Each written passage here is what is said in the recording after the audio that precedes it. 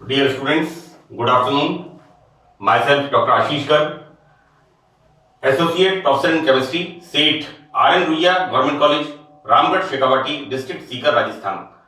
बच्चों, BSc part first में first paper inorganic chemistry में हमने यूनिट स्टार्ट की है ionic solids and ionic bonds. We start new topic here, solubility of the ionic compounds, आयनिक यौगिकों की विलेयता। बच्चों, जैसा कि हम फर्स्ट लेक्चर से ये पढ़ते हुए आ रहे हैं और आपने 11th 12th में भी पढ़ा है कि आयनिक यौगिक आयंस के बने होते हैं और आयंस के बीच में स्थिर वैद्युत आकर्षण बल के फलस्वरूप आयनिक बंध का निर्माण होता है, राइट। जैसा कि स्पष्ट है कि आयनिक यौगिक में आयंस होते हैं, इसलिए आयनिक यौगिक ध्रुवीय विलायक पोलर सॉल्वेंट्स के अंदर सॉल्युबल होते हैं। बच्चों, मैं आपको बताऊं कि जो आयनिक कंपाउंड्स हैं वो पोलर सॉल्वेंट्स के अंदर ध्रुवीय विलायकों में विलय होते हैं, जबकि ऑर्गेनिक कंपाउंड्स जो होते हैं वो नॉन पोलर सॉल्वेंट्स अध्रुवीय विलायकों में विलय होते हैं। हम यहां पर चूंकि आयनिक यौगिकों के बारे में बात कर रहे हैं, इसलिए हम यहां पर आयनिक यौगिकों की विलेयता के बारे में अध्ययन करेंगे। तो बच्चों देखिए, क्या मैं आपको मैंने यहां पर मेरी बेस्ट एफर्ट्स हैं कि मैंने जितना भी कॉम्पैक्ट और सबसे अच्छा मैटर जितने कम शब्दों में हो सकता है मैंने लिखने की कोशिश की है। बच्चों, इसका एग्जाम में एक क्वेश्चन आता है कि आयनिक यौगिकों की विलेयता पर टिप्पणी लिखिए एवं आयनिक यौगिकों की विलेयता को प्रभावित करने वाले कारकों का उल्लेख करिए। कौन कौन से फैक्टर्स आयनिक यौगिकों की सॉल्युबिलिटी को प्रभावित करते हैं। ये एक बच्चों पूरा फुल क्वेश्चन है, कंप्लीट क्वेश्चन है। और जैसा मैंने आपको बताया है कि आयनिक यौगिकों की विलेयता पर एक शॉर्ट नोट लिखना है आपको, तो बच्चों ये this is the complete short note. और इसके बाद नेक्स्ट पार्ट के अंदर, पार्ट 14 के अंदर, 14वें भाग के अंदर हम आयनिक यौगिकों की विलेयता को प्रभावित करने वाले कारक कौन कौन से factors affecting solubility of the ionic compounds, इसके बारे में हम नेक्स्ट 14th पार्ट में इसके बाद हम अध्ययन करेंगे। तो बच्चों यहां पर हम देखते हैं आयनिक यौगिकों की सॉल्युबिलिटी के बारे में। तो बच्चों, आयनिक यौगिक आयंस के बने हुए होते हैं एवं ये आयनिक यौगिक आयनिक विलायक, बच्चों आयनिक विलायक जिनके अंदर डाइपोलर सॉल्वेंट्स, ध्रुवीय विलायक, इनको हम कहते हैं ध्रुवीय विलायक कहते हैं, इनमें ये सॉल्युबल होते हैं। बच्चों, एक कहावत है कि लाइक डिसॉल्व्स लाइक, समान समान को घोलता है। तो हम देखते हैं यहां पर मैंने इसको लिखा है कि इस प्रकार रसायन में समान समान को घोलता है, यानी आयनिक कंपाउंड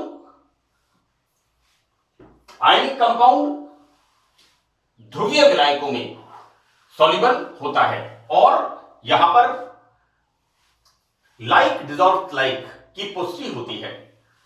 हम क्या देखते हैं कि जब कोई आयनिक कंपाउंड इस तरह का, हम एक कॉमन एग्जांपल ले लेते हैं सोडियम क्लोराइड M+X-, जब हम इस क्रिस्टल को जल में डालते हैं, बच्चों जल क्या है, water is a polar solvent, इसका डाइलेक्ट्रिक कांस्टेंट मैंने लिखा है यहां पर ε0, डाइलेक्ट्रिक कांस्टेंट होता है 80, हाईएस्ट होता है। अमोनिया का डाइलेक्ट्रिक कांस्टेंट 22 और सल्फर डाइऑक्साइड का डाइलेक्ट्रिक कांस्टेंट अराउंड 18। ये मैंने non aqueous solvents BSc part second में इनको डिस्कस किया है डाइलेक्ट्रिक कांस्टेंट के बारे में कि ammonia, liquid ammonia, not ammonia, it's a liquid ammonia and liquid sulphur dioxide is very good solvent for the organic compounds. क्योंकि ऑर्गेनिक कंपाउंड कैसे होते हैं, कोवलेंट बॉन्ड होते हैं उनके अंदर। तो यहां पर हम वहां पर ऑर्गेनिक कंपाउंड्स में सह संयोजक बंद होते हैं। यहां पर हम बात कर रहे हैं आयनिक यौगिकों की। तो बच्चों हम देखते क्या हैं कि इस प्रकार आयनिक यौगिक ध्रुवीय विलायक पोलर सॉल्वेंट्स के अंदर सॉल्युबल होते हैं और रसायन में लाइक डिसॉल्व्स लाइक, इस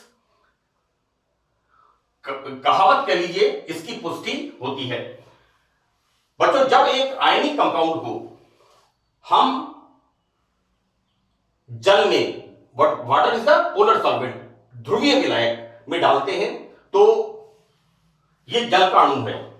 दिस इज द, यहां पर क्या होता है, इंटरैक्शन में क्या होता है, repulsion as well as attraction. यहां पर धनायन का, ये धनायन के डाइपोल हैं, ऋणायन धनायन, तो धनायन का जल का ऋण सिरा धनायन के चारों तरफ से घेर लेता है। इसी तरह से ऋणायन को जल का धन सिरा, जो पॉजिटिवली चार्ज पार्ट है जल का, वो इसको घेर लेता है। बच्चों यहां पर इनके बीच में कौन सी ऊर्जा होती है, जालक ऊर्जा, राइट। और ये जल के अणु इसको अपनी तरफ अट्रैक्ट करते हैं और एक स्थिति ऐसी आती है कि जब इन जल के अणुओं के द्वारा आकर्षण ज्यादा हो जाता है और ये जो जालक ऊर्जा होती है, लैटिस एनर्जी, बच्चों मैंने लिखा है यहां पर, this is the lattice energy, इनके बीच की लैटिस एनर्जी से, जालक ऊर्जा से ये विलायक, ये ध्रुवीय विलायक की अट्रैक्शन पावर, जैसे मैंने कहा है यहां पर सॉल्वेशन एनर्जी, विलायकीय ऊर्जा, किसी भी विलायक की किसी आयनिक यौगिक को डिसॉल्व करने की पावर, इस जो एनर्जी होती है, that is the solvation energy, विलायकीय ऊर्जा, हिंदी में कहते हैं इसको विलायकीय ऊर्जा, सॉल्वेशन एनर्जी। तो बच्चों यहां पर जब किसी आयनिक क्रिस्टल को हम किसी ध्रुवीय विलायक जैसे जल में डालते हैं, वाटर में डालते हैं, तो यहां पर ध्रुवीय विलायक का ऋण सिरा धनायन को और धन सिरा ऋणायन को चारों तरफ से घेर लेता है, राइट। और यहां पर ये जो सॉल्वेशन एनर्जी होती है, ये यानी ध्रुवीय विलायक की आयंस, विपरीत आवेशित आयंस को अपनी तरफ खींचने की power, is the solvation energy, आयनों के अट्रैक्शन की जालक ऊर्जा से ज्यादा हो जाती है। जैसा मैंने यहां पर लिखा है कि solvation energy is greater than lattice energy, यानी attraction of the polar solvent towards the opposite ion, right. तो बच्चों यहां पर ये आयनिक क्रिस्टल इस तरह से जल के अंदर विलय हो जाता है। यानी हम इसको यहां पर देखेंगे कि जब एक आयनिक पदार्थ को एक ध्रुवीय विलायक जैसे जल में घोलते हैं तो ध्रुवीय विलायक का धन सिरा आयनिक क्रिस्टल के ऋणायन को, बच्चों देखिए, ध्रुवीय विलायक का ऋण सिरा आयनिक क्रिस्टल के धनायन को और विलायक का ऋण सिरा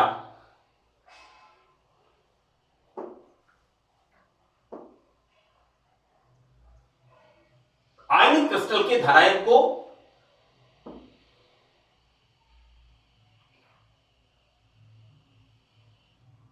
बिल्कुल ठीक लिखा है बच्चों कि विलायक का ऋण सिरा आयनिक क्रिस्टल के धनायन को अपनी ओर आकर्षित करते हैं। इस प्रकार आयनों पर आवेश घनत्व अधिक हो जाता है एवं आयनों के मध्य आकर्षण, यहां पर बच्चों ये अट्रैक्शन जब डाइपोलर सॉल्वेंट के अपोजिट पोल इन आयंस को घेर लेते हैं तो यहां पर इनके बीच का अट्रैक्शन कम हो जाता है, आकर्षण कम हो जाता है और ये आयन जालक को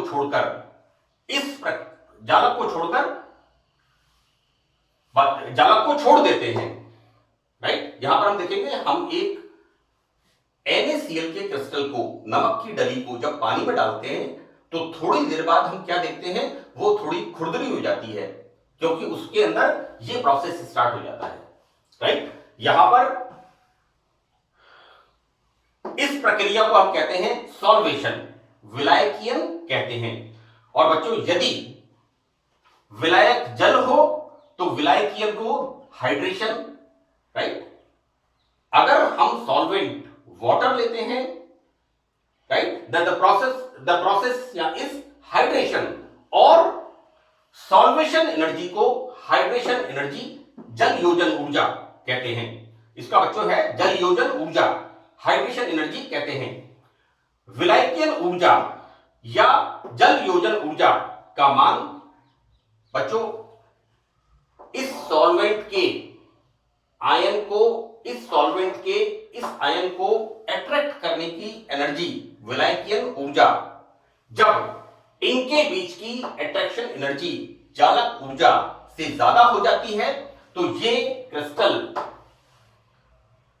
जल में या विलायक में डिसॉल्व हो जाता है, घुल जाता है। तो बच्चों आयनिक यौगिक विलायक में विलय हो जाता है। हम देखते क्या है यहां पर, solvation energy is greater than lattice energy. Lattice energy क्या है, इन आयंस के बीच का अट्रैक्शन, राइट। और ये क्या है, पोलर सॉल्वेंट के द्वारा आयनों को आकर्षित करने की पावर होती है सॉल्वेशन एनर्जी।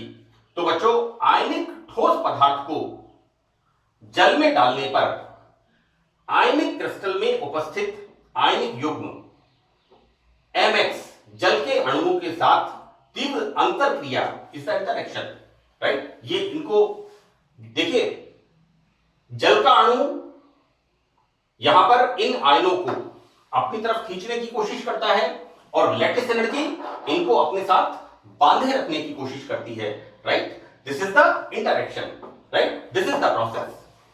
तो बच्चों चूंकि जल का अणु द्विध्रुवीय होता है, जैसा मैंने बच्चों यहां लिखा है, देखिए obviously water is a polar solvent, जल का अणु द्विध्रुवीय होता है, डाइपोलर होता है, अतः यह प्रक्रिया कहलाती है ion dipole interaction. See this process is called ion dipole interaction कहलाती है।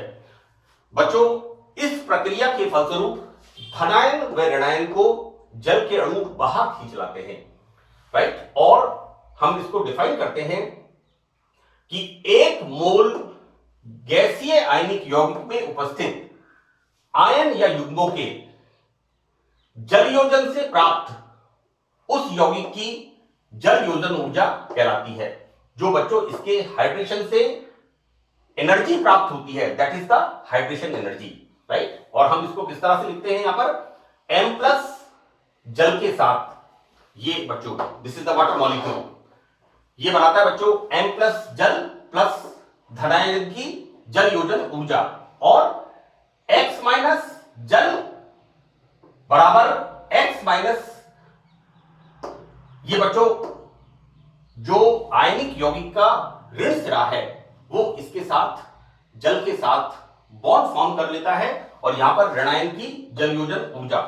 बच्चों ये जो मैंने चित्र बनाया है, ये चित्र इस बात को दर्शाता है कि किस प्रकार ये आयन जब अलग होते हैं, मैंने यहां पर सिर्फ एक धनायन के लिए बनाया है कि किस तरह से ये जल के अणु चारों तरफ से इस आयन को घेर लेते हैं, और इस तरह से हम यहां पर देखते हैं कि जो जल के अणु डायरेक्ट धनायन के साथ अटैच हैं, उसे हमने कहा दिस इज द ये वाला बच्चों देखिए, दिस इज द प्राथमिक जल योजन केंद्र, this is the primary hydration sphere. और यहां इसके बाद इस तरह से बनता है, इसके बाद और बनता है, right. So this is the formation of primary hydration sphere and this is the formation of secondary hydration sphere, right। तो इस प्रकार हम देखते हैं कि कोई भी आयनिक यौगिक जब किसी हम उसको पोलर सॉल्वेंट के अंदर, ध्रुवीय विलायक के अंदर विलय करते हैं, तो इस प्रक्रिया के, इस प्रोसेस के द्वारा ये यहां पर इस तरह से ions primary hydration sphere and secondary hydration sphere बना करके इस तरह से यहां पर बच्चों हम आयनिक यौगिकों की ध्रुवीय विलायक के अंदर जल योजन की प्रक्रिया को समझाते हैं। अब यहां पर बच्चों देखिए कि कोई भी विलायक जो कि ध्रुवीय विलायक है, उसकी जो विलायकीय ऊर्जा है, राइट। अब बच्चों बच्चों यहां पर हमने विलायकीय ऊर्जा, चूंकि जल है तो हमने कह दिया जल योजन ऊर्जा। मैंने यहां पर लिखा है देखिए कि विलायकीय ऊर्जा या जल योजन ऊर्जा, right. This is the solvation energy. किसी भी सॉल्वेंट की आयनों को अपनी तरफ खींचने की सामर्थ्य, सॉल्वेंट की आयनों को अपनी तरफ खींचने की सामर्थ्य इज द सॉल्वेशन एनर्जी।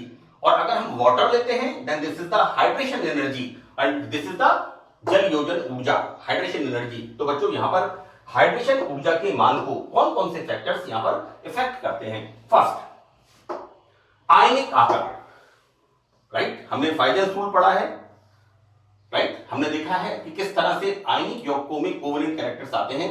हम देखते हैं बच्चों, अगर आयनिक आकार कम होता है तो जल योजन ऊर्जा का मान बढ़ता है, क्योंकि आयनिक आकार अगर कम होगा तो आयंस के बीच में अट्रैक्शन ज्यादा होगा, उनकी लैटिस एनर्जी ज्यादा होगी। लैटिस एनर्जी ज्यादा होगी तो जल योजन ऊर्जा का मान, हाइड्रेशन एनर्जी का मान इंक्रीज होगा। एवं आयनिक आकार बड़ा होने पर जल योजन ऊर्जा का मान कम होता जाता है। ऑब्वियसली यहां पर आयनिक बॉन्ड वीकर होंगे, लैटिस एनर्जी का मान कम हो जाएगा। तो यहां पर फर्स्ट, यहां पर आयोनिक साइज। सेकेंड, आयनिक आवेश। बच्चों अगर आयन के ऊपर आवेश बढ़ेगा तो यहां पर नेगेटिव एंड पॉजिटिव आयन के बीच में अट्रैक्शन फोर्सेस, आकर्षण बल ज्यादा होंगे। तो देखते हैं हम क्या है कि समान आकार के आयनों पर आवेश बढ़ने से, बड़ा इंपॉर्टेंट पॉइंट है, समान आकार के आयनों पर, मैंने फाइडेंस रूल के अंदर डिस्कस किया है कि जब समान आकार के आयन होंगे, क्योंकि नहीं तो क्या होगा, छोटे आकार का धनायन बड़े आकार के ऋणायन को विकृत कर देगा और वहां पर कोवेलेंट कैरेक्टर बढ़ जाएंगे, सहसंयोजक गुण बढ़ जाएंगे। और अगर सहसंयोजक गुण बढ़ जाएंगे तो फिर जल का काम खत्म, राइट। यहां पर हम बात कर रहे हैं समान आकार के आयनों पर आवेश बढ़ने से जल के इलेक्ट्रॉन युग्म, ये देखो बेटा, ये दिस इज द फॉर्मेशन। यहां पर ऑक्सीजन के ऊपर 2 लोन पेयर ऑफ इलेक्ट्रॉन। तो बच्चों यहां पर जल के इलेक्ट्रॉन युग्म तथा आयनों के मध्य आकर्षण बलों में वृद्धि होती है, जिससे जल योजन का मान बढ़ता है। तीसरा पॉइंट, रिक्त डी कक्षकों की उपलब्धता। देखो बेटा, संक्रमण तत्व, copper sulphate, ferrous sulphate, number of potassium dichromate, manganese उसमें आ गया है ना, potassium dichromate, potassium permanganate, ferrous sulphate, copper sulphate, निकल क्लोराइड, नंबर ऑफ कंपाउंड्स। यहां पर ट्रांजिशन एलिमेंट्स, और ट्रांजिशन एलिमेंट्स का नाम आते ही हमारे पास क्या आता है, संक्रमण तत्व का मतलब डी ऑर्बिटल्स। तो बच्चों यहां पर रिक्त डी कक्षकों की उपलब्धता, availability of the empty D orbitals. संक्रमण तत्वों में उपयुक्त ऊर्जा के डी कक्षक उपलब्ध होने के कारण जल के अणु इनके साथ, जल से इनके आयन कौन सा है हमारा, आयनिक क्रिस्टल। तो बच्चों इन आयन के साथ प्रबल इस तरह के बॉन्ड्स, क्योंकि डी ऑर्बिटल्स यहां पर वैकेंट मिल जाते हैं और यहां पर ऑक्सीजन के लोन पेयर ऑफ इलेक्ट्रॉन्स उन डी ऑर्बिटल्स में चले जाते हैं and they form more strong coordinate bonds, right. यानी यहां पर मेटल के साथ जल का स्ट्रॉन्ग बॉन्डिंग हो जाता है, प्रबल बंध बना लेते हैं, जिससे जल योजन, हाइड्रेशन एनर्जी का मान बढ़ जाता है। तो इट्स अगेन इंपॉर्टेंट पॉइंट कि हम ये बताते हैं कि किस तरह से संक्रमण तत्वों से बने हुए यौगिक वाटर के अंदर, जल के अंदर सॉल्युबल विलय होते हैं। Fourth point is very very important point, जैसा मैंने आपसे कहा, विलायक का डाइइलेक्ट्रिक कांस्टेंट, राइट। और हम एक चीज पढ़ते हैं, मैं जब पढ़ता था तो मैंने इसको नोट कर रखा था, हाई डाइइलेक्ट्रिक कांस्टेंट। मुझे पता नहीं था ये होता क्या है, लेकिन जल का डाइइलेक्ट्रिक कांस्टेंट होता है 80 इज द हाईएस्ट। और डाइइलेक्ट्रिक कांस्टेंट क्या है, किसी भी विलायक का आयनिक यौगिक को विलय करने का एक पैरामीटर है डाइइलेक्ट्रिक कांस्टेंट, राइट। मैंने जैसा आपको बताया, अमोनिया का डाइइलेक्ट्रिक कांस्टेंट 22, लिक्विड अमोनिया का, it's not ammonia, it's a liquid ammonia. Liquid sulphur dioxide का डाइइलेक्ट्रिक कांस्टेंट 18.8 के अराउंड है। मैंने नॉन एक्वस सॉल्वेंट्स में बीएससी पार्ट सेकंड के अंदर इसको एक्सप्लेन किया है। तो बच्चों यहां पर डाइलेक्ट्रिक कांस्टेंट एप्सिलॉन 0 का मान विलायक के लिए अधिक होने पर वह आयनिक यौगिकों के लिए एक अच्छा विलायक है, राइट। तो बच्चों यहां पर मैंने आपको बताया है कि किस तरह से आयनिक यौगिक ध्रुवीय विलायकों में विलय होते हैं। तो ये एक शॉर्ट नोट या एक complete question in all universities of the Rajasthan, चाहे वो कोटा हो, उदयपुर हो, ब्रज यूनिवर्सिटी हो, मत्स्य विश्वविद्यालय, हमारा विश्वविद्यालय, Pandit Deendayal Upadhyay university, Jodhpur Jainarayan Vyas university, Maharaja Ganga Singh university Bikaner, number of universities in Rajasthan now. But ये जो मैंने मैटर लिखा है बच्चों ये स्फीयर आपको जरूर बना के आना है। थोड़ा सा प्रैक्टिस करेंगे इमीडिएटली बन जाएगा। मैं आपको बता दूं बच्चों, देखिए इस शॉर्ट नोट को आप अगर 10 मिनट पे लिखते हैं तो ये दोनों डायग्राम आपके 2.5 मिनट पे बन जाने चाहिए, 2.5 minutes. And the remaining part आप राइटिंग वर्क करिए जिससे आपको टाइम का अंदाजा रहे। अगर आपसे कोई शॉर्ट नोट पूछते हैं और आपका एक क्वेश्चन का टाइम 35 मिनट्स का है तो वहां पर आप थोड़ा सा घर पर राइटिंग वर्क करके अभ्यास करिए। और मेरी कोशिश है कि आपका प्रेजेंटेशन, आपकी मार्किंग, आपका मैटर जितना अच्छी क्वालिटी का हो सकता है मैं यहां पर YouTube के माध्यम से आप लोगों के लिए बताने की कोशिश कर रहा हूं। So that's all in this lecture. Thank you.